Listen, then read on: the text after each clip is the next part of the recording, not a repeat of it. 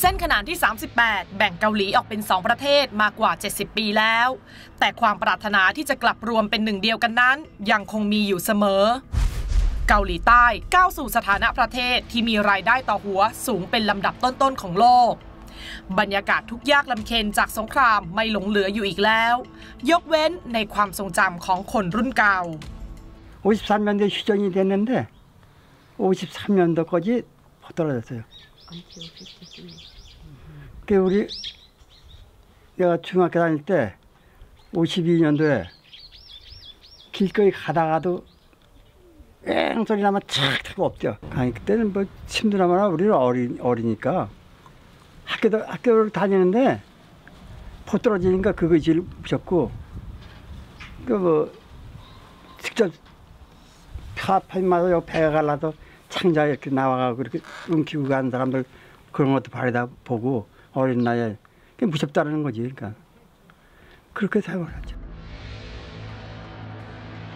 หากมองในแง่ประวัติศาสตร์ความเจ็บปวดของครอบครัวที่ถูกตัดขาดพลัดพรากก็อาจเพียงพอแล้วที่ชาวเกาหลีใต้จะเห็นด้วยกับการรวมชาติ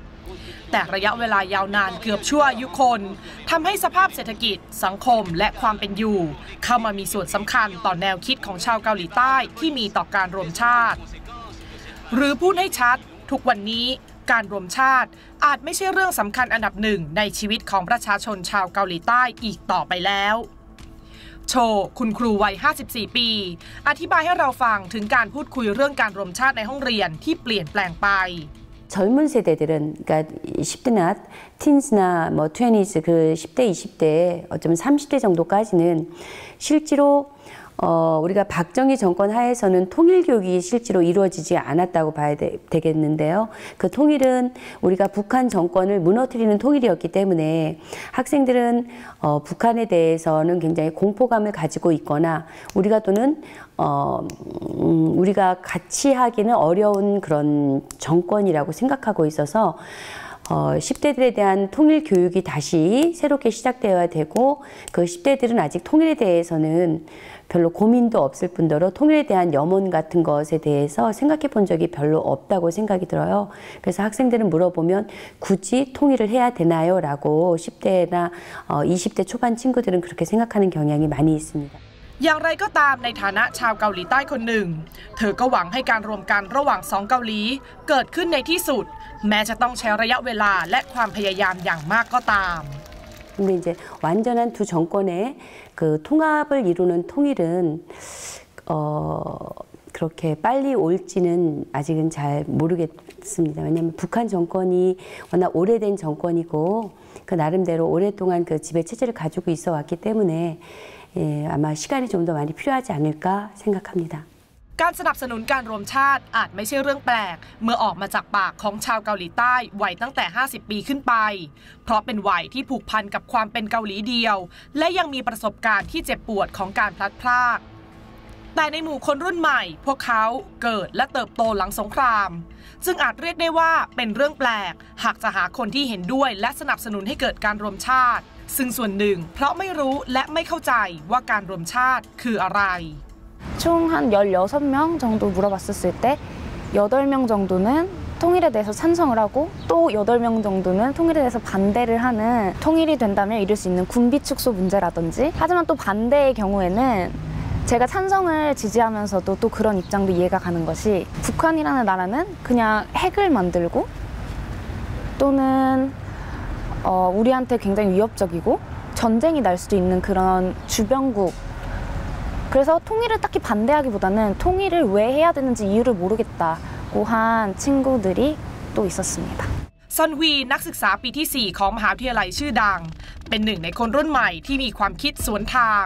เพราะเธอสนับสนุนให้เกิดการรวมชาติและเชื่อมั่นอย่างยิ่งว่าจะนำไปสู่สิ่งที่ดีกว่า 통일을 이룬 세대에서 느낄 수 있는 손실이나 아니면 그 어려움이 클 것이라고 저는 또 개인적으로 생각을 하는 편인데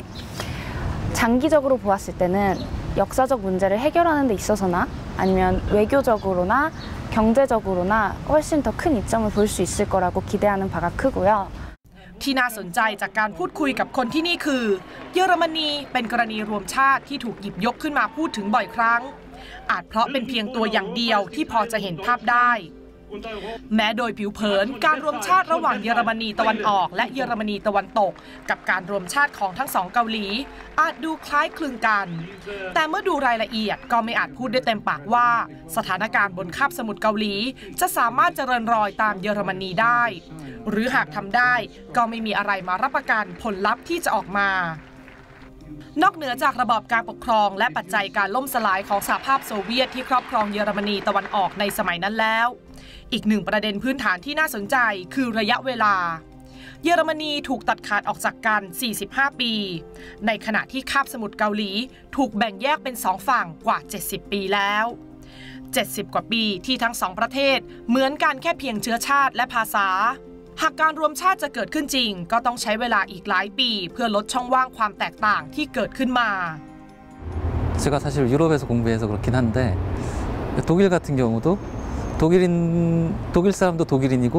오스트리아 사람도 독일 사람이지만 굳이 오스트리아랑 독일이 이제는 더 이상 합쳐야 된다는 생각을 안 하고요. 스위스 같은 경우에는 그러면 여러 그 민족들이 다른데 그냥 한 나라로 살고 있잖아요. 그러니까 역사적으로 그러니까 한국 사람들이 이렇게 갈라서 살게 된 게 뭐 그리고 전쟁도 하고 이렇게 비극적으로 됐지만은 그렇다고 해서 그거를 또 갈라져서 살아온 현실이 있는데 그 시간을 다 또 없었던 것처럼 하는 것보다는 그걸 좀 인정해야 되지 않을까 그렇게 생각을 하고 있어요. อย่างไรก็ตามฮงยืนยันกับเราว่าถึงเขาจะไม่เห็นด้วยกับการรวมชาตินักแต่ก็ไม่ได้คัดค้านหรือรังเกียจหากแต่ที่ไม่อาจสนับสนุนได้เต็มปากก็เพราะยังมองไม่เห็นทางที่จะเกิดขึ้นได้โดยสันติภาพในเวลาอันใกล้ 그러니까 전쟁 없이 그리고 어떤 뭐 난민이라든가 어떤 혼란 없이 될 수만 있다면은 전쟁 통일하는 거는 여전히 찬성이고요. 네. 뭐 그게 안 될 것 같아서 그러니까 안타까워서 그렇게 안 될 거다. ในมุมมองของชาวเกาหลีใต้บางส่วนนอกเหนือจากภาษาชาติพันธุ์และประวัติศาสตร์แล้วเกาหลีเหนือและเกาหลีใต้ในปัจจุบันแตกต่างกันโดยสิ้นเชิงเกาหลีเหนือปกครองด้วยระบอบสังคมนิยมเน้นการเกษตรกรรมและปิดประเทศขณะที่เกาหลีใต้ปกครองด้วยระบอบประชาธิปไตยเน้นอุตสาหกรรมบันเทิงและเทคโนโลยีเปิดประเทศส่งออกวัฒนธรรมสู่ชาวโลกและเป็นหนึ่งในผู้นำทางเศรษฐกิจ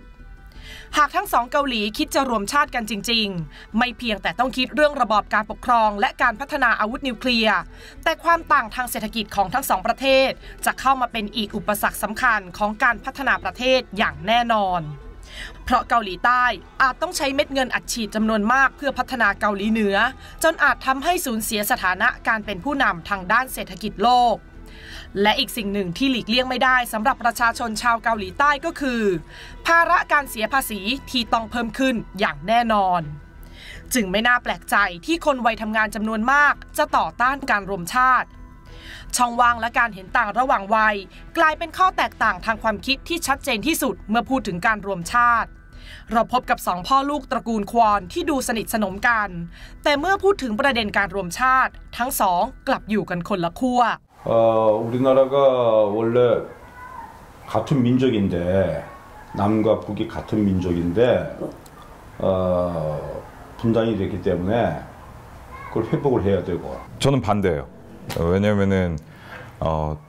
이제 일단은 한국하고 북한이 이제 너무 그 전쟁이 끝나고 나서 떨어진 지 너무 오래됐고 그리고 그 국가 간의 체제라든지 이념이라든지 그런 것들이 너무 다르기 때문에 그리고 이제 뭐 경제적인 문제라든지 젊은 사람들이 짊어져야 될 이제 세금 문제들이 너무 많고 ความเห็นต่างแบบนี้เป็นเรื่องปกติที่พบได้ในแทบทุกครอบครัวของเกาหลีใต้คนรุ่นใหม่ที่ไม่ได้รับการปลูกฝังเรื่องการรวมชาติไม่อาจสัมผัสได้ถึงความผูกพันและโหยหาความเป็นหนึ่งเดียวบนคาบสมุทรเกาหลีโดยเฉพาะอย่างยิ่งเมื่อชีวิตต้องให้ความสำคัญกับปากท้องและการดิ้นรนต่อสู้เพื่อฐานะทางเศรษฐกิจการรวมชาติก็ดูจะเป็นสิ่งที่สำคัญรองลงไป우리 어렸을 때는 북한은 우리나라가 반공 국가니까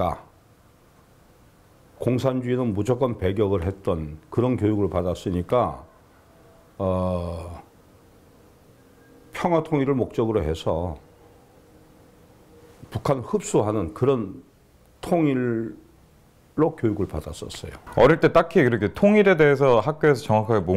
이게 이념 설명이라든지 그런 개념 설명 자체가 아예 없었어요. 그래갖고 이게 공론화돼서 학교에서 이거를 딱 이렇게 해야 된다라고 저희한테 가르쳐 준 적은 없기 때문에 친구들은 이제 뭐 통일을 찬성하는 친구들도 있고 반대하는 친구들도 있는데 반대 쪽에 좀 더 많죠. 아무래도 이제 각자 지워져야 되는 세금이라든지 그런 문제들 그리고 뭐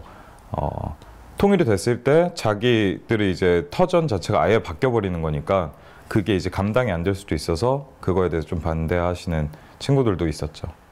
ไม่ผิดนักหากจะพูดว่าสำหรับชาวเกาหลีใต้การรวมชาติคือประเด็นใกล้ๆที่อยู่ไกลกว่าที่เห็นและไม่อาจเกิดขึ้นได้ง่ายๆจากการยิ้มแย้มจับมือและเดินข้ามพรมแดนไปมาระหว่างสองผู้นำเพราะนี่ก็ไม่ใช่ครั้งแรกที่ผู้นำของทั้งสองเกาหลีพบกันอย่างชื่นมื่น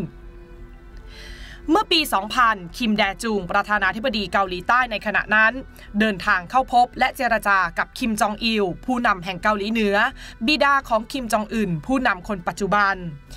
การเดินทางไปกรุงเปียงยางของผู้นำเกาหลีใต้ในคราวนั้นเป็นที่มาของนโยบาย Sunshine Policy นโยบายที่มุ่งหวังการยุติสงครามและนำไปสู่การรวมชาติในที่สุดแต่ Sunshine Policy หรือนโยบายตะวันฉายไม่เปล่งประกายสดใสเหมือนกับชื่อ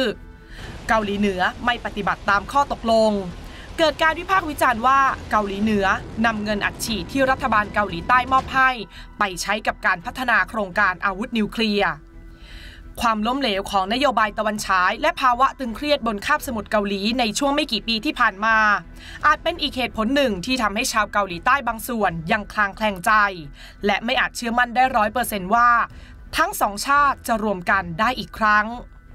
อย่างไรก็ตามท่ามกลางความคิดเห็นที่แตกต่างกันในเรื่องการรวมชาติยังมีสิ่งหนึ่งที่ทุกคนพูดเป็นเสียงเดียวกัน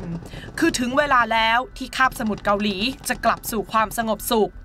นั่นหมายถึงยุติสงครามที่ยืดเยื้อยาวนานร่วม70ปีนี้อย่างเป็นทางการเสียที 그러니까 이제 65년 전에 전쟁은 끝났었고 우리 사회도 좀 더 자유로워질 수 있는 계기가 되지 않을까 이렇게 생각을 하고 있어요. 지금은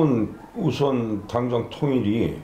서로 이념도 다르고 문화도 다르고 습관도 다르니까 일정 시간이 지나고 나서 자연스럽게 통일되는 시간까지는 평화협정 같은 것을 맺어서 서로 견제하지 않고 같이 상생하는 그런 방법이 가장 좋겠죠. ดูเหมือนว่าสิ่งที่เป็นกังวลอยู่ในใจชาวเกาหลีใต้ขณะนี้ไม่ใช่ว่าจะรวมชาติกับเกาหลีเหนือหรือไม่หรือจะรวมกันเมื่อไหร่แต่คือจะรวมกันอย่างไรให้เป็นไปโดยราบรื่นมากที่สุดและเสียหายน้อยที่สุด신속한 적기 대응 조치를 상시 준비하고 절로 건설 기간을 대폭 단축하는 국가 조율หากชื่นชอบคอนเทนต์ของเราฝากแฟนๆกดไลค์กดติดตามกดกระดิ่งเพื่อรับแจ้งเตือนสำหรับคอนเทนต์ใหม่นะคะและหากต้องการสนับสนุนช่องเราสามารถกด Super Thanks ด้านล่างคลิปหรือว่ากดสมัครเป็นสมาชิกที่หน้าช่อง YouTube ของช่องรอบโลกบายกรุณาบัวคำศรีเพื่อรับสิทธิประโยชน์เพิ่มเติมแบบ Exclusive ขอบคุณทุกคนที่ร่วมเดินทางไปด้วยกันค่ะ